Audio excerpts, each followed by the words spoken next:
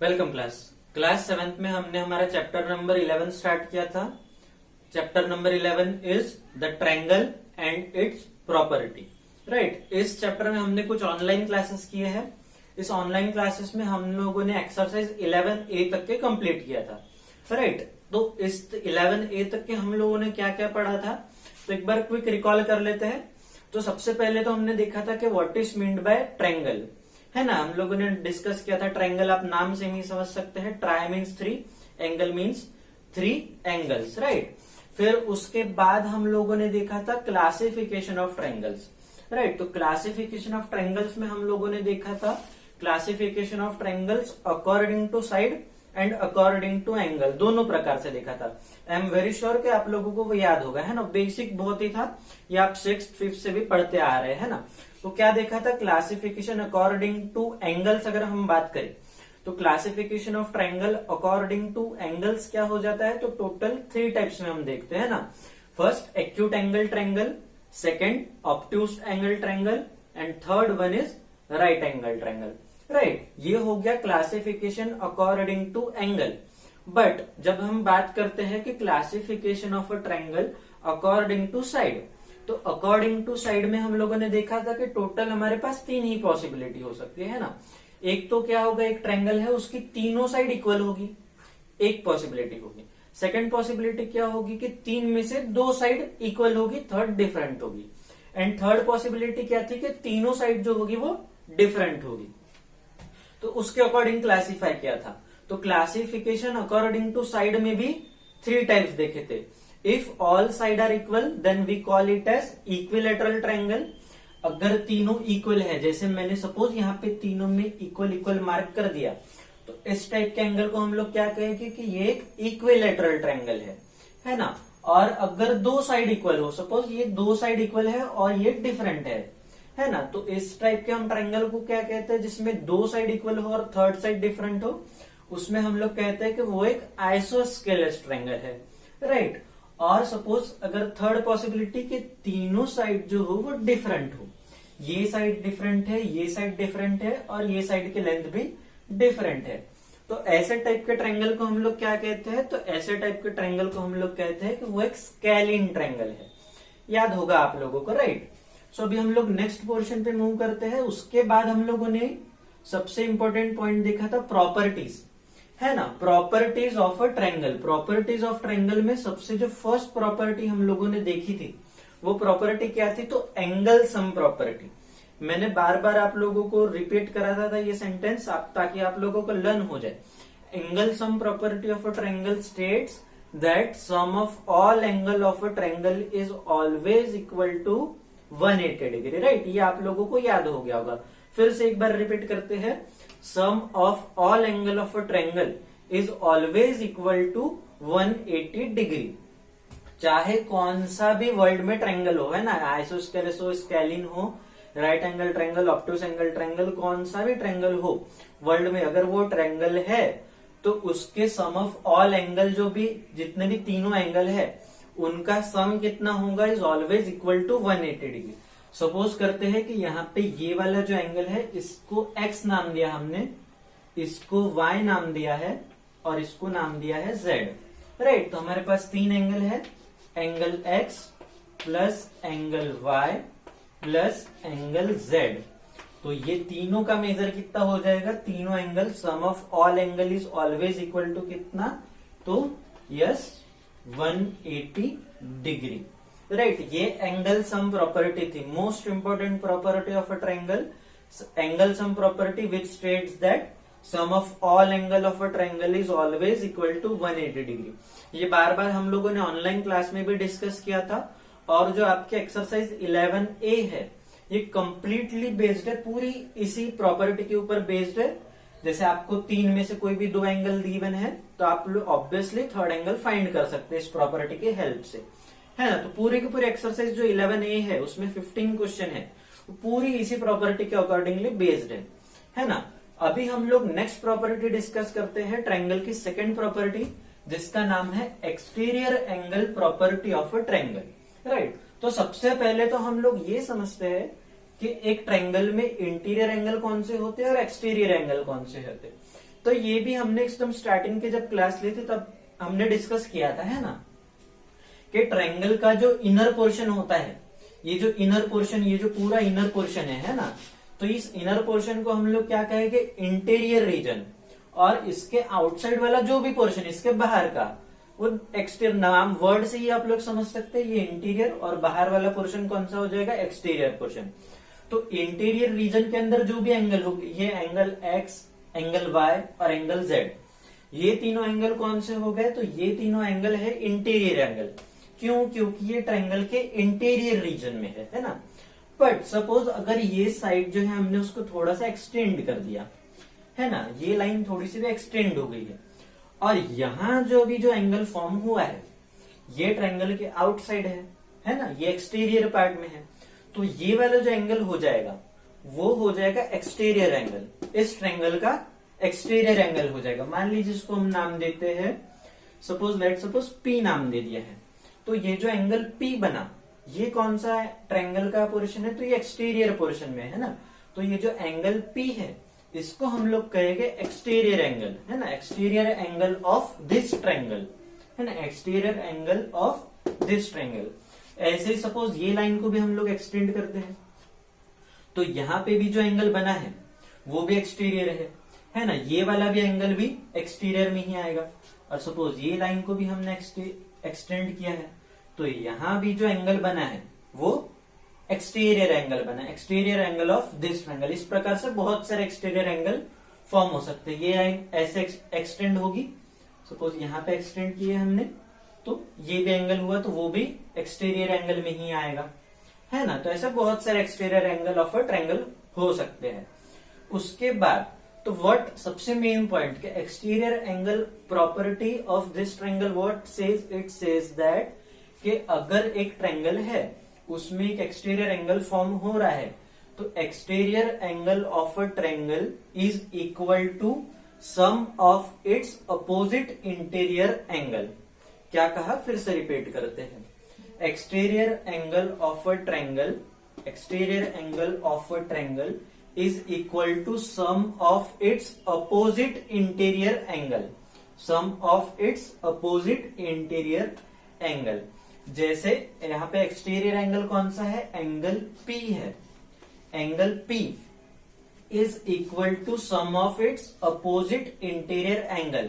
तो ये जो है इसके अपोजिट इंटीरियर कौन से हो गए, इंटीरियर बट अपोजिट, है ना, इंटीरियर में तीनों है बट इंटीरियर में अपोजिट इंटीरियर एंगल, तो कौन से है, तो एक्स और वाई है, उनका सम, तो angle X plus angle Y इतना होता है। Angle P is equal to angle X plus angle Y, ये नाम दिया। बट आप लोगों को कैसे याद रखना है कि अगर एक ट्रायंगल है उसका एक एक्सटीरियर एंगल फॉर्म हो रहा है, तो exterior angle of a triangle is equal to sum of its opposite interior angle. जैसे मान लीजिए अगर यहाँ पे कोई एंगल फॉर्म हुआ है ना, इसको नाम देते हैं सपोज Q, तो यहाँ पे जो एंगल Q होगा वो इसके अपोजिट इंटीरियर, तो इसके अपोजिट इंटीरियर कौन से हो गए हैं, तो इसके अपोजिट इंटीरियर है एंगल X और एंगल Z, है ना, तो angle X plus angle Z। Suppose यहाँ पे एक एंगल फॉर्म हुआ है ना, इसको नाम देते हैं भी R करके नाम देते हैं, तो एंगल R किसके बराबर हो जाएगा, एंगल R हो जाएगा इक्वल टू किसके, तो इसके अपोजिट इंटीरियर, इसके अपोजिट इंटीरियर कौन से, ये है, तो इसके अपोजिट ये दोनों है ना इंटीरियर में, तो angle Y plus angle Z, right, angle Y और एंगल Z ये R के अपोजिट में है ना, इसका एडजेसेंट ये है और उसके अपोजिट ये है ना। तो आप लोगों को याद में रखना है कि exterior angle of a triangle is equal to sum of its opposite interior angle. ऐसे डेफिनेशन याद रखेंगे तो याद हो भी जाएगी। और सिंपली ये सिर्फ याद रखने के लिए नहीं, आप प्रूफ भी कर सकते हैं। इसे देखिए हम लोग कैसे प्रूफ करते हैं इसे, है ना। सपोज ये वाले एक को प्रूफ करेंगे, सिमिलरली बाकी तीनों ऑटोमेटिक अपने आप प्रूफ हम कर सकते हैं। तो सपोज इसको प्रूफ करते हैं कि angle P is equal to X plus Y कैसे होता है ना।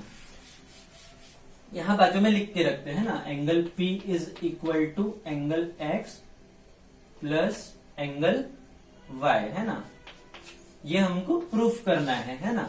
प्रूफ करना है, क्योंकि स्टेटमेंट में ऐसा गिवन है, तो अभी एक्चुअल में होता है क्या तो चेक करते हैं, सच में होता है क्या तो कैसे चेक करेंगे।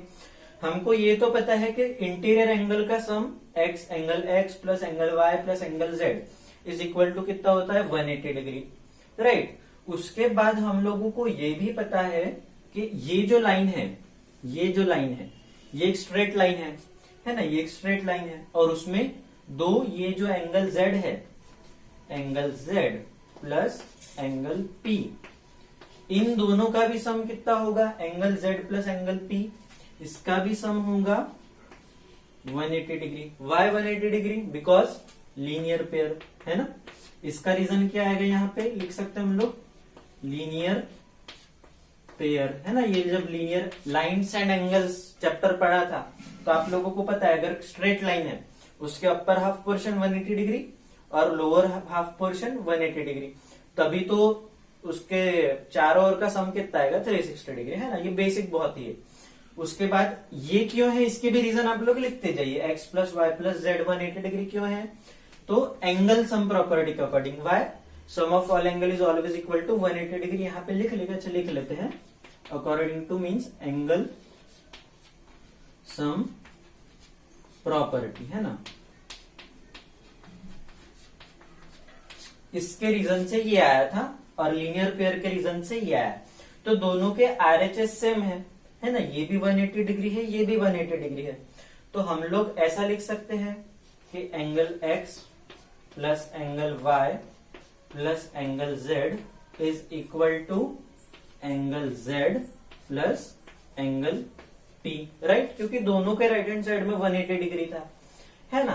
तो अभी आप लोग ऑब्जर्व करेंगे कि यहाँ भी प्लस में जेड है, यहाँ भी प्लस में जेड है, तो अब ये जो प्लस जेड है ये उधर जाके इक्वल टू के उधर जाके वो माइनस में हो जाएगा, माइनस जेड आ जाएगा, तो जेड जेड ऑफ कोर्स क्या हो जाएगा, कैंसिल हो जाएगा। तो हमारे पास सिर्फ क्या बचेगा, angle X plus angle Y is equal to angle P है ना। देखिए यही प्रूफ करना था हमको, angle P is equal to angle X plus angle Y है ना। आगे आपका आंसर, ये जेड जेड यहां से कैंसिल आउट हो जाएगा है ना, दोनों के सामने प्लस है, वहां जाके इक्वल टू के वहां वो माइनस में हो जाएगा, राइट। तो आगे आपके एक्सटीरियर एंगल की property, if a triangle produce an exterior angle, mean simply आप इतना याद में रखिए कि exterior angle of a triangle is equal to sum of its opposite interior angle है ना, sum of its opposite interior angle. Angle P is equal to sum of its opposite interior angle, right.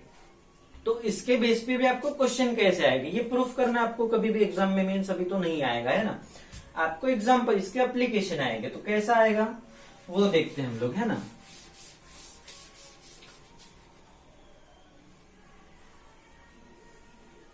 Question कैसे आएगा आपको अभी ये given है कि ये जो एंगल है ये सपोज 70 डिग्री है और ये एंगल 50 डिग्री है, तो ये वाला एंगल जो है ये फाइंड करो। ये एंगल आर नाम देते हैं, एंगल आर क्वेश्चन में रहेगा कि एंगल आर की वैल्यू आप फाइंड कीजिए। तो आप लोग फाइंड कर सकते हैं, एकदम सिंपल है, अभी हम लोगों ने एक्सप्लेन किया। क्या हम लोगों को पता है कि बाय एक्सटीरियर एंगल प्रॉपर्टी, ये आप लोग लिखेंगे पूरा by exterior angle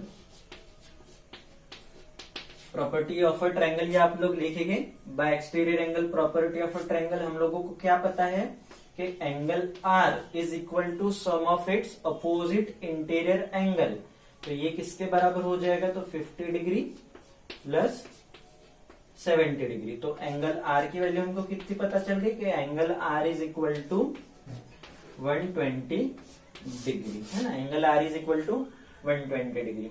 second type में कैसे पूछ सकता है आपको, सेकेंड टाइप में मान लीजिए आपको ये पूछ सकता है कि ये गिवन हो और सपोज ये नहीं हो है ना, इसकी वैल्यू सपोज आपको नहीं पता है, इसमें क्वेश्चन मार्क है, कुछ भी होगा, और इसकी वैल्यू आपको गिवन है, इसकी वैल्यू गिवन है सपोज 130 डिग्री है ना। सपोज कीजिए ये सब एकदम एक्चुअल मेजर नहीं है ना, ये सब अभी आपको जो भी क्वेश्चन आते हैं वो इसके बेसिस पे, एज्यूम के बेसिस पे रहता है ना। तो सपोज मान लीजिए कि ये 130 डिग्री है, तो ये वाला एंगल फाइंड कीजिए। तो सिमिलरली उसी प्रकार आप लोग फाइंड कर सकते हैं कि अगर ये 130 bye exterior angle property of triangle, हम लोगों को ये पता है कि जो ये 130 डिग्री है, 130 डिग्री ये किसके इक्वल है, तो इसके अपोजिट इंटीरियर एंगल के 50 डिग्री के प्लस ये क्वेश्चन मार्क है ना।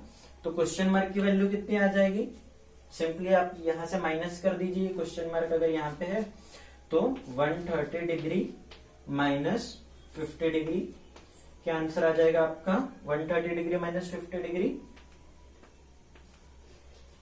80 डिग्री। तो इसकी वैल्यू कितनी आ जाएगी, 80 डिग्री। आप लोग क्रॉस चेक भी कर सकते हैं, 50 डिग्री प्लस 80 डिग्री 130 डिग्री आ गया, प्रूफ हो गया है ना। सेम इसी प्रकार से क्वेश्चन रहेंगे आपको एक्सरसाइज 11B में।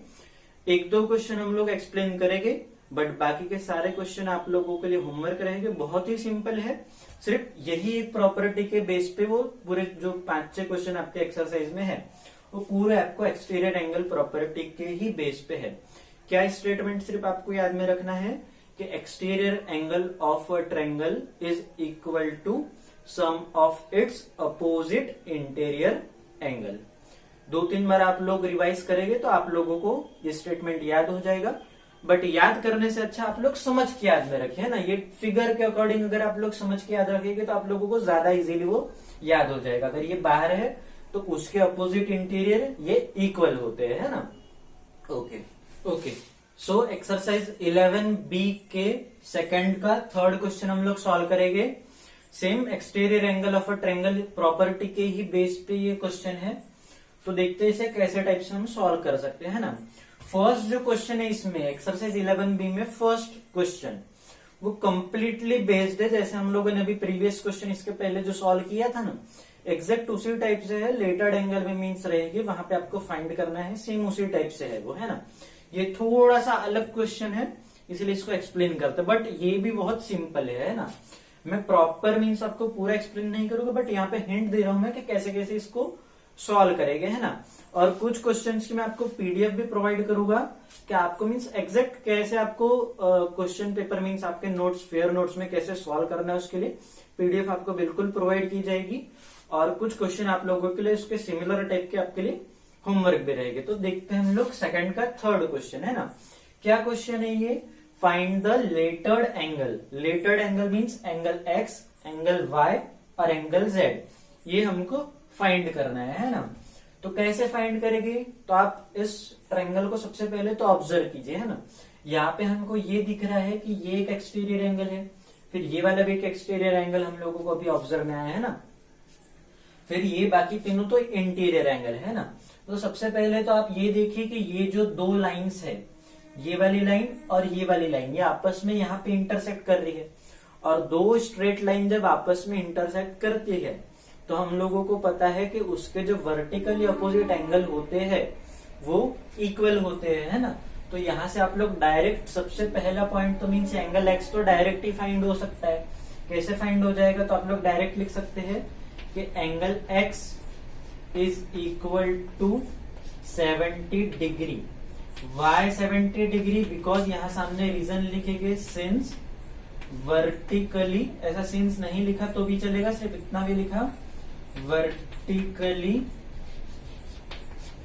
अपोजिट एंगल, ये आप लोग ऐसा पूरा लिखेंगे, है ना। वर्टिकली अपोजिट एंगल के कारण angle X is equal to 70 degree, ये 70 डिग्री हो जाएगा। अभी यहाँ मैं एक्स को हटा के यहाँ 70 डिग्री लिख देता हूं, है ना, राइट। उसके बाद अभी यहाँ इस ट्रायंगल में ऑब्जर्व कीजिए, अब हमको ये पता है कि एक्सटीरियर एंगल ये वाला पता चल गया, उसके अपोजिट इंटीरियर मेरे से ये भी पता चल गया, सिर्फ ये बाकी है। तो अब ये भी फाइंड कर सकते हैं हम लोग, है ना। कैसे, तो 110 is equal to 70 degree plus ये एंगल y।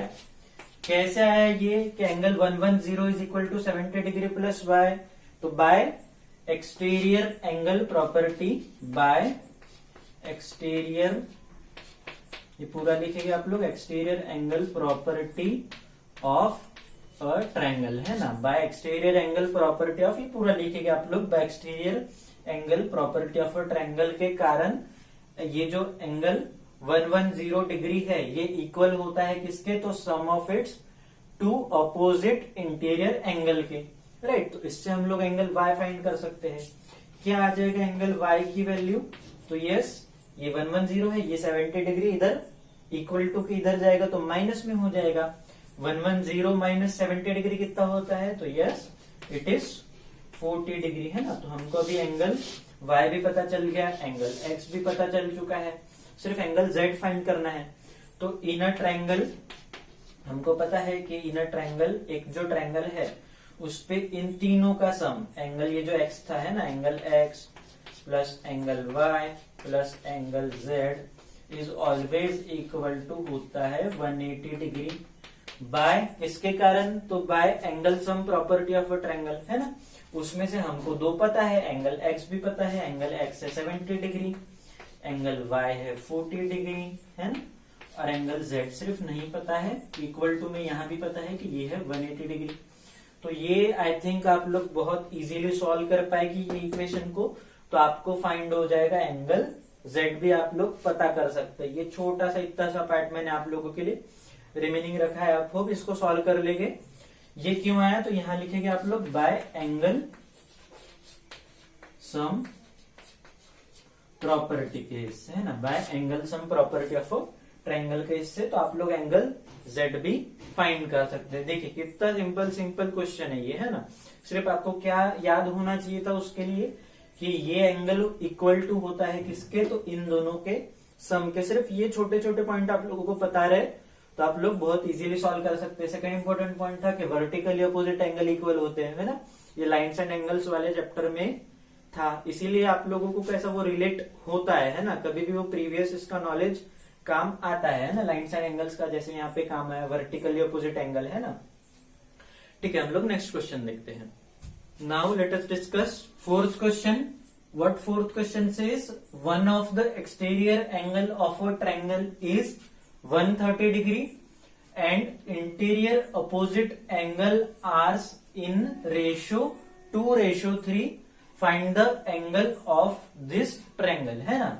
तो क्या क्वेश्चन है, one of the exterior angle of a triangle is 130 degree. Imagine करिए माइंड में, है ना, कि एक ये ट्रायंगल होगा, उसमें एक एक्सटीरियर एंगल है, तो ये एक्सटीरियर एंगल आपको गिवन है कि वो कितने का है, तो वो है 130 डिग्री। ये इस टाइप के जो वर्ड प्रॉब्लम रहेगी ना, उसमें आपको इमेजिनरी एक डायग्राम ड्रॉ करनी पड़ेगी, उसके हेल्प से बहुत इजीली आप लोग समझ पाएंगे कि क्या हो रहा है ना। आप लोग इजीली इसमें इमेजिनरी डायग्राम ड्रॉ कर सकते थे।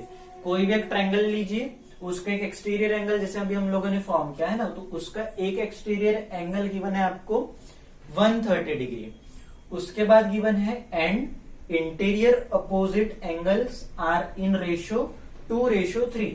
तो इसके जो अपोजिट इंटीरियर एंगल है उनका रेशियो गिवन है 2:3 में, है ना।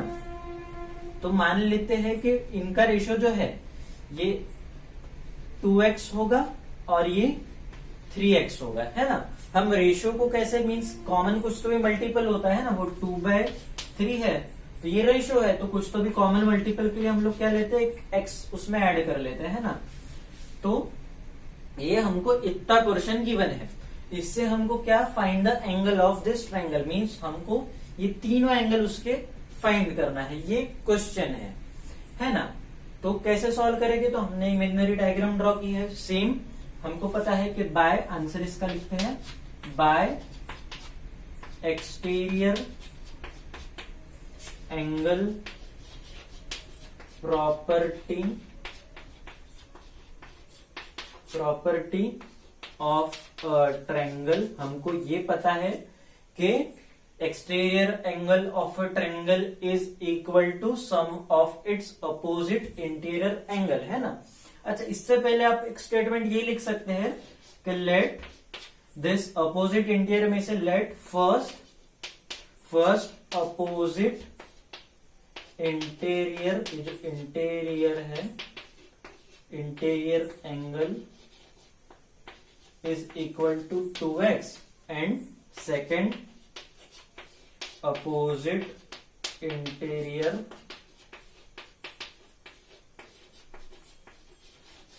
Angle is equal to 3x, ये इसके पहले लिख लीजिएगा, है ना। उसके बाद ये लिख लीजिएगा कि bye exterior angle property of a triangle, हम लोगों को ये पता है कि ये जो 130 डिग्री है ये इक्वल टू है किसके, तो इन दोनों के सम के, है ना। तो 2x प्लस 3x, है ना। अब ये एक इक्वेशन फॉर्म हो गई और ये इक्वेशन को सॉल्व करेंगे तो बहुत ही इजीली आप लोग ये फाइंड कर सकते हैं। क्या हो जाएगा, 2x प्लस 3x कितना होता है, 5x, है ना। तो हमको क्या पता चला है कि 5x इज इक्वल टू, मैंने सिर्फ उसको इंटरचेंज किया है ना, कंफ्यूज मत होइए, 5x इक्वल टू 130 डिग्री। तो x की वैल्यू कितनी आ जाएगी, 130 डिग्री डिवाइडेड बाय 5u। तो 130 डिग्री डिवाइडेड बाय 5u ये आप इजीली सॉल्व कर सकते हैं। मैं ये बेसिक जो कैलकुलेशन है ये आप लोगों के लिए होमवर्क कर रहा हूं, है ना। 130 डिग्री डिवाइडेड बाय 5u तो आप कर सकते हैं। और एक बार आपको x की वैल्यू फाइंड हो गई तो आप लोग इजीली x की हेल्प से 2x फाइंड कर लेंगे, 3x फाइंड कर लेंगे, और ये दोनों फॉर्म आपको पता चल गया कि ये दोनों कितने हैं। तो ऑफ कोर्स आप इसको ऐसे भी फाइंड कर सकते हैं ना कि ये वाला जो पोर्शन होगा ये कितना होगा, तो इन दोनों के सम, या फिर ऐसा भी कर सकते हैं, ये 130 डिग्री है, ये पूरा होता है 180 डिग्री का, है ना। ये पूरा होता है 180 डिग्री का, ये है 130 डिग्री। तो ऑफ कोर्स ये वाला जो पोर्शन, ये वाला जो एंगल है ये कितने डिग्री का हो जाएगा, ये हो जाएगा 50 डिग्री। यस, तो आप लोग x का वैल्यू आ गया तो आप लोग 2x फाइंड कर लेंगे, 3x फाइंड कर लेंगे, और ये थर्ड एंगल तो ऐसे ही हम लोगों ने फाइंड कर लिया बाय लीनियर पेयर की हेल्प से, है ना। बाय लीनियर पेयर तो हमको तीनों एंगल फॉर्म हो चुके हैं, राइट। सेम इसी प्रकार से इसके पहले इसका जो प्रीवियस क्वेश्चन है, क्वेश्चन नंबर 3, वो भी सेम ऐसा ही था। उसमें भी हमको एक एक्सटीरियर एंगल गिवन था और उसमें सिर्फ चेंजेस इक्वल इतना था कि उसमें ये रेशो जो था, मींस अपोजिट इंटीरियर एंगल जो थे वो दोनों इक्वल थे। तो आप लोग उसमें, मैं हिंट दे देता, आप लोग उसमें क्या करेंगे, उन दोनों को, लेट सपोज आप वो इक्वल है ना, तो आप लोग क्या करेंगे कि उन दोनों को इक्वल है इसीलिए एक्स एक्स कंसिडर कर लेंगे, क्योंकि दोनों इक्वल है ना। ये भी एक्स होगा और ये भी एक्स होगा, राइट। सपोज इसी एग्जांपल में करते हैं तो क्या हो जाता है, यहाँ 130 डिग्री इज इक्वल टू कितना हो जाता, ये तो 50 डिग्री आ ही जाता, ये भी एक्स होता, ये भी एक्स होता, यहाँ पे हो जाता एक्स प्लस एक्स, तो ये हो जाता 2x इक्वल टू 130 डिग्री। तो x की वैल्यू हो जाती 130 डिग्री डिवाइडेड बाय 2, तो x की वैल्यू फाइंड हो जाती। तो आप लोग ये दोनों एंगल फाइंड कर सकते थे। ये मैंने छोटी सी हिंट दे दी आपको इसका प्रीवियस क्वेश्चन सॉल्व करने के लिए, क्वेश्चन नंबर 3। फिफ्थ क्वेश्चन, अभी हम लोग के फिफ्थ के एक दो क्वेश्चन देखते हैं, बाकी आप लोगों के लिए होमवर्क रहेंगे और कुछ क्वेश्चन आपको पीडीएफ में भी मिल जाएंगे, वहां से भी हेल्प से आप लोग सॉल्व कर सकते हैं।